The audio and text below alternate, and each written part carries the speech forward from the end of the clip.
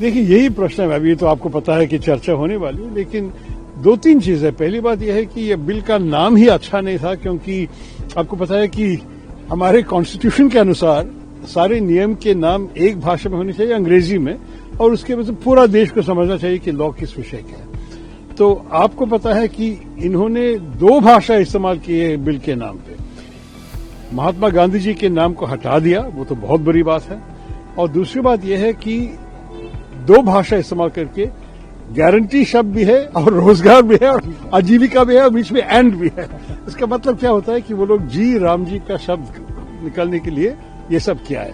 मेरे ख्याल में ये सीरियस बात नहीं है। और आप भी सोचिए, महात्मा गांधी जी राम राज्य के बारे में बोलते थे और उनका जो संकल्प था ग्राम स्वराज का, ग्राम स्वराज और राम राज्य उनके मन में एक ही चीज है। मतलब राम राज्य जब तब आएगी जब हमारे देश में ग्राम स्वराज भी हो। तो जब इस किस्म का एक लॉ हो रहा है, हमारे नियम ले आ रहे हैं, तो इसको महात्मा गांधी का नाम हटाना भी ठीक नहीं था। और हटाने के बाद ये दो भाषा करके ये कॉन्स्टिट्यूशन के विरुद्ध है, स्ट्रिक्टली स्पीकिंग। और उसके बाद ये जी राम जी कहना, देखिए राम का नाम तो हम बहुत बहुत दूसरे कॉन्टेक्स्ट में इस्तेमाल कर सकेंगे। आप महात्मा गांधी का नाम हटाने के लिए, इसलिए मैंने कहा कि राम का नाम बदनाम मत करो।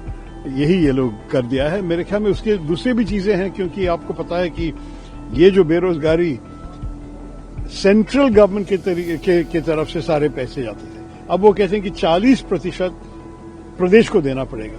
और बहुत प्रदेशों के पास इतना पैसे नहीं है। केरल में जितना खर्च हो रहा है 40% है 2500 करोड़।